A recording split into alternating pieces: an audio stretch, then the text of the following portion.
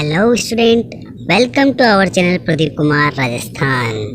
यदि आपने अभी तक चैनल को सब्सक्राइब नहीं किया है तो चैनल को सब्सक्राइब कर दें और बेल आइकन को दबा दें ताकि वीडियो की अपडेट आपको टाइम टू टाइम पर मिलती रहे। प्रदीप कुमार राजस्थान।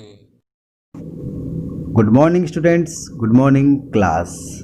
तो स्टूडेंट, आज हमारी राजस्थान इतिहास की फर्स्ट क्लास है और राजस्थान इतिहास के अंतर्गत हमारा जो पहला टॉपिक है वो है प्राचीन सभ्यताएं। ठीक है, जैसा कि आप देख पा रहे हैं कि प्राचीन सभ्यता को हमने 3 पार्ट में डिवाइड किया है। ठीक है, पहला पार्ट हमारे पास है प्राग ऐतिहासिक काल, दूसरा है हमारे पास आद्य ऐतिहासिक काल और तीसरा है ऐतिहासिक काल। प्राग ऐतिहासिक काल क्या है आप नीचे देखिए, हमने लिख रखा है कि ऐसा समय जिसमें कोई लिखित साक्ष्य यानी उस समय के हमारे पास लिखित साक्ष्य उपलब्ध नहीं है, तो वो कौन सा काल है? प्रागैतिहासिक काल। दूसरा आपके पास है आद्य ऐतिहासिक काल। नीचे लिखा हुआ है कि ऐसा समय जिसमें लिखित साक्ष्य तो मिले लेकिन उन्हें पढ़ा नहीं जा सकता, यानी उनकी भाषा कैसी थी? अपठनीय थी। और थर्ड जो हमारे पास है ऐतिहासिक काल। ऐतिहासिक काल में क्या हमारे पास लिखित साक्ष्य भी मिले और उनको पढ़ा जा सकता है। ठीक है, तो यानी प्राचीन सभ्यता को हमने 3 भागों में डिवाइड करके पूरा समझ लिया है। ओके, अब हमारे पास जो है आद्य ऐतिहासिक काल। आद्य ऐतिहासिक काल क्या है इसको आपको मैंने समझाया था कि हमारे पास क्या है, आद्य ऐतिहासिक काल के अंतर्गत लिखित साक्ष्य तो मिले परंतु उनको पढ़ा नहीं जा सकता था। क्यों नहीं पढ़ा जा सकता था? क्योंकि इनकी जो लिपि थी वो कैसी थी? सर्पिलाकार थी। दूसरा नाम या अन्य नाम बोला जाता है गोमूत्र लिपि थी या बुस्तो फ्रिदन लिपि भी कहा जाता है। ठीक है, तो जैसा कि आप नोट में देख पा रहे हैं, हमने लिखा है कि आद्य ऐतिहासिक काल के अंतर्गत सिंधु घाटी एवं मेसोपोटामिया सभ्यता मिली। इसको समझिए कि आपके पास ऑब्जेक्टिव क्वेश्चन आता है कि सिंधु घाटी सभ्यता एवं मेसोपोटामिया सभ्यता किस समय की है, तो आपको ऑप्शन लगाना है आद्य ऐतिहासिक काल। ठीक है, और सभ्यता के अंतर्गत जो हमारा पहला आता है सभ्यता स्थल, उसका नाम है कालीबंगा सभ्यता। ठीक है, अब कालीबंगा सभ्यता जो है उसकी स्थिति कहाँ है? हनुमानगढ़ जिले में। और कालीबंगा का जो अर्थ होता है वो क्या होता है? काले रंग की चूड़ियाँ, जो एक क्या है? सिंधी शब्द है। आपको याद रखना है कि कालीबंगा का अर्थ होता है काले रंग की चूड़ियाँ, जो एक सिंधी शब्द है और स्थिति है हनुमानगढ़ जिला। तो स्टूडेंट, अब हम समझते हैं कालीबंगा सभ्यता स्थल जो है इसकी खोज का श्रेय किस वैज्ञानिक को जाता है और इसकी कालीबंगा सभ्यता स्थल की प्रथम जानकारी किन वैज्ञानिक ने या किस वैज्ञानिक ने दी, उनके नाम क्या क्या हैं। ठीक है, तो आपको लिखा हुआ है 4 नंबर पॉइंट में कि प्रथम खोजकर्ता जो हैं कालीबंगा सभ्यता स्थल के वो है अलमानंद घोष, जिन्होंने 1952 में क्या किया? कालीबंगा सभ्यता स्थल की खोज की। और प्रथम जानकारी देने वाले जो वैज्ञानिक है उनका नाम है लुइस पी तेरसी तोरी। ठीक है, और जो शेष वैज्ञानिक है यानी जो अलग से विस्तृत जानकारी देने वाले वैज्ञानिक है उनका नाम है ब्रजवासी लाल और बालकृष्ण थापर। ठीक है, यानी आपको याद रखना है अलमानंद घोष, लुइस पी तेरसी तोरी, बीबी लाल और बी के थापर। ठीक है, 4 नाम आपको याद रखने हैं। तो स्टूडेंट, अब आपके पास अगला प्रश्न जो बनता है वो ये है कि कालीबंगा सभ्यता किस समय विकसित थी। तो आपके पास यदि समय पूछता है तो मैंने लिखा रखा है आपको कि समय की जो स्थिति है वो है 2350 ईसा पूर्व से 1750 ईसा पूर्व तक। ठीक है, और आपके पास जो अगला प्रश्न बनता है वो ये है कि कालीबंगा सभ्यता किस नदी के किनारे स्थित थी। तो आपके पास आंसर होगा गग्गर नदी, जिसका अन्य नाम है सरस्वती नदी या द्वेषवती नदी या नट नदी। ठीक है, आपको याद रखना है ये सारे नाम एक ही नदी के हैं, जिसका नाम है सरस्वती नदी। तो स्टूडेंट, अब हम समझते हैं कालीबंगा सभ्यता की विशेषताएं। ठीक है, कालीबंगा सभ्यता स्थल जो है इसमें आपको सबसे पहले दिख रहा है इधर साइड में एक मकान बना रखा है। ठीक है, यानी जो मकान है वो कैसे बने हुए हैं? कच्ची पक्की ईंटों के बने हुए हैं। ठीक है, और उन ईंटों की साइज क्या है? 30 गुणा 15 गुणा 7.5। यदि आपसे ऑप्शन में पूछता है कि ईंटों की साइज क्या थी कालीबंगा सभ्यता के अंतर्गत। ठीक है, और दूसरा आपके पास मैंने लिखा रखा है विशेषता के अंदर कि जो सड़कें हैं कालीबंगा सभ्यता के अंतर्गत वो क्या है, एक दूसरे को समकोण पर काटती थी। दो बात याद रखनी है कि कच्ची पक्की ईंटें और समकोण। तो विशेषताओं के अंतर्गत तीसरा पॉइंट जो आपको लिखा रखा है कि नालियां लकड़ियों की बनी हुई थी तथा मकान पीछे की ओर खुलते थे। यदि आपसे पूछता है कि वह कौन सा सभ्यता स्थल है जिसमें मकान पीछे की ओर खुलते हैं और नालियां लकड़ियों की बनी हुई है, तो आपके पास आंसर होगा कालीबंगा सभ्यता स्थल। ठीक है। और आपके पास जो फोर्थ विशेषता है वो ये है मकान की पद्धति, यानी मकान किस पद्धति से निर्मित थे, तो आपके पास वो है जाल पद्धति या ऑक्सफोर्ड पद्धति या ग्रीक पद्धति या चेम्सफोर्ड पद्धति। ये चारों नाम क्या है, मकान की पद्धति के हैं। ठीक है, आगे समझिए। तो स्टूडेंट, हमने अभी तक कालीबंगा सभ्यता की विशेषता समझ ली है। अब आप समझिए कुछ महत्वपूर्ण बिंदु। ठीक है, महत्वपूर्ण बिंदु के अंतर्गत हमारे पास जो पहला पॉइंट आता है कालीबंगा सभ्यता के अंतर्गत वो ये है कि भूकंप के साक्ष्य मिले। दूसरा हमारे पास आता है एक साथ दो फसलों के प्रमाण मिले, यानी उस समय क्या होती थी, खेती होती थी और खेती केवल कौन सी फसलों की होती थी, दो फसलों की। एक हमारे पास है गेहूं और एक है जौ।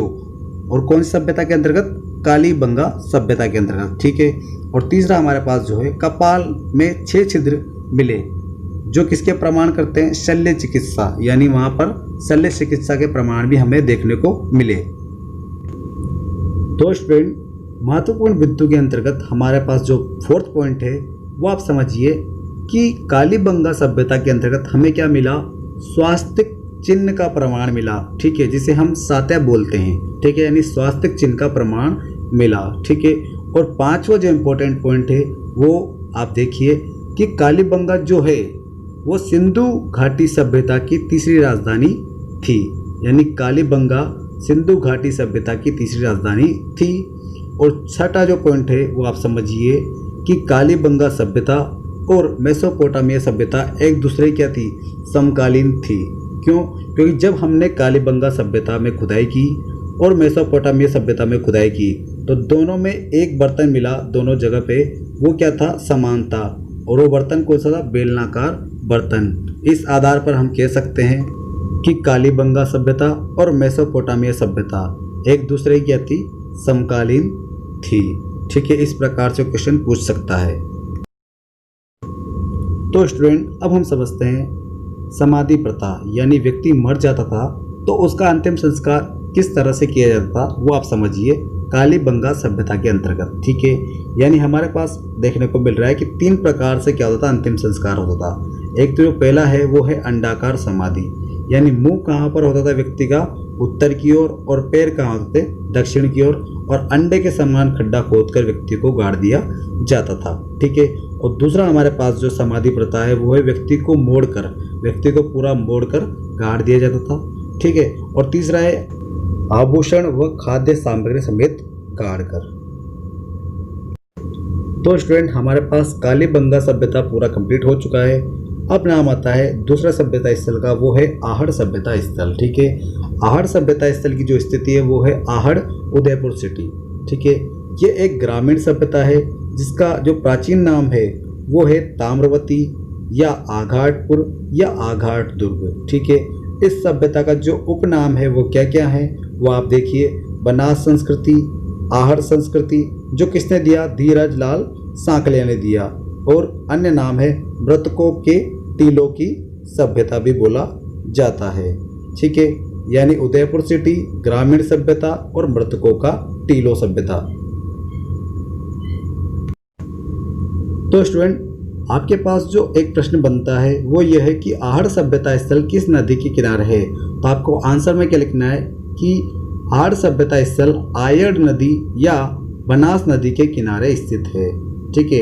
और आपके पास जो अगला प्रश्न बनता है कि उत्खननकर्ता कौन कौन थे आहड़ सभ्यता स्थल के, तो आपके पास सर्वप्रथम उत्खनन जिन्होंने किया उनका नाम है पंडित अक्षय कीर्ति व्यास। 1953 में इन्होंने क्या किया था, उत्खनन किया था। ठीक है।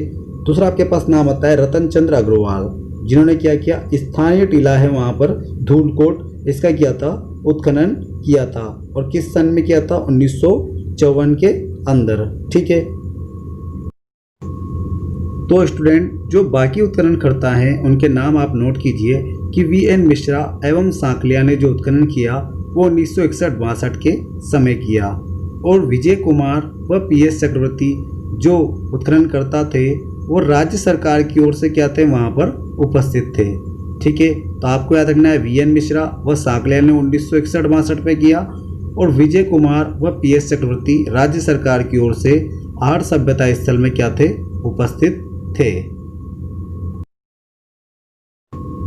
तो स्टूडेंट हमने आपको नोट लिखा रखा है कि आहड़ सभ्यता स्थल का 8 बार क्या हुआ, खनन हुआ, यानी आपको याद रखना है कि वह कौन सा सभ्यता स्थल है जिसका 8 बार क्या हुआ, खनन हुआ था, यानी 8 बार जिसे खोदा गया था। ठीक है, तो आपके पास क्या है वो नाम है आहड़ सभ्यता स्थल। ठीक है, अब आहड़ सभ्यता स्थल की विशेषता को समझिए। विशेषता को समझने के लिए हमने 3 स्तर बनाए, प्रथम स्तर, द्वितीय स्तर और तृतीय स्तर। प्रथम स्तर में हमने लिखा रखा है कि स्फटिक पत्थरों की अधिकता उपकरण एवं औजार बनाने में, यानी स्फटिक पत्थर उपस्थित थे जिनका उपयोग क्या किया था, औजार बनाने में व उपकरण बनाने में किया जाता था।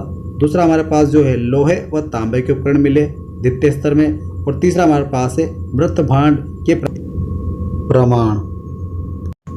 तो स्टूडेंट आहड़ सभ्यता स्थल के अंतर्गत विशेषताओं के अंतर्गत हमारे पास जो 4th पॉइंट आता है वो ये है कि मकान कच्ची ईंटों से निर्मित व आयताकार थे, यानी कच्ची ईंटों से निर्मित थे, और मकान की जो शेप है वो कैसी थी, आयताकार थी। ठीक है, और 5वां पॉइंट में लिखा रखा है कि सामूहिक भोजन व्यवस्था विद्यमान थी।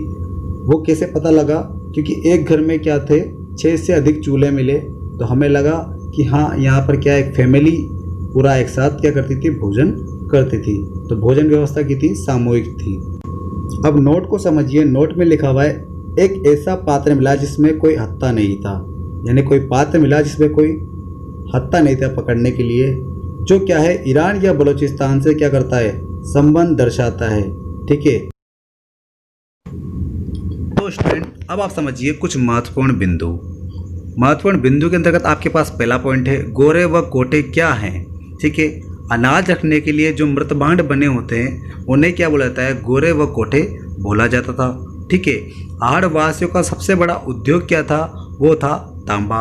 ठीक है, इसके बाद तीसरा आपके पास जो नोट में लिख रखा है मैंने, तांबे को गलाने की भट्टी कहाँ पर मिली है, आहड़ सभ्यता स्थल के अंतर्गत मिली है। सबसे इम्पोर्टेंट चीज़ है याद रखना कि तांबे को गलाने की भट्टी कहाँ मिली है, आहड़ सभ्यता स्थल के अंतर्गत मिली है। ठीक है, और चौथा है चक्रकूप, यानी पानी को सुखाने की वैज्ञानिक पद्धति। चक्रकूप पानी को सुखाने की वैज्ञानिक पद्धति। और चौथा हमारे पास है आहड़वासी जो थे कृषि से परिचित थे, क्योंकि यहाँ पर ज्वार और चावल के क्या मिले हैं, प्रमाण देखने को मिले हैं। और महत्वपूर्ण बिंदु के अंतर्गत हमारे पास 5वां जो पॉइंट है, लोगों के शवों को कपड़ों और आभूषण सहित गाड़ते थे, जिनका सिर क्या है, ठीक है यहाँ पर चीन लिख दिया, गलती से टाइप हो गया, जिनका सिर उत्तर दिशा की ओर होता था। ठीक है, और यहाँ पर क्या मिली, बेल की आकृति की जो मूर्ति मिली, जो किस पद्धति से निर्मित थी, टेराकोटा पद्धति से निर्मित थी।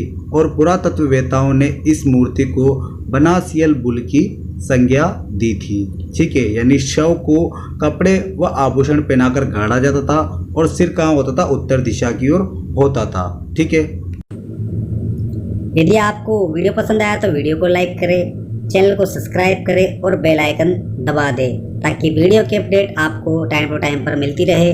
प्रदीप कुमार, राजस्थान।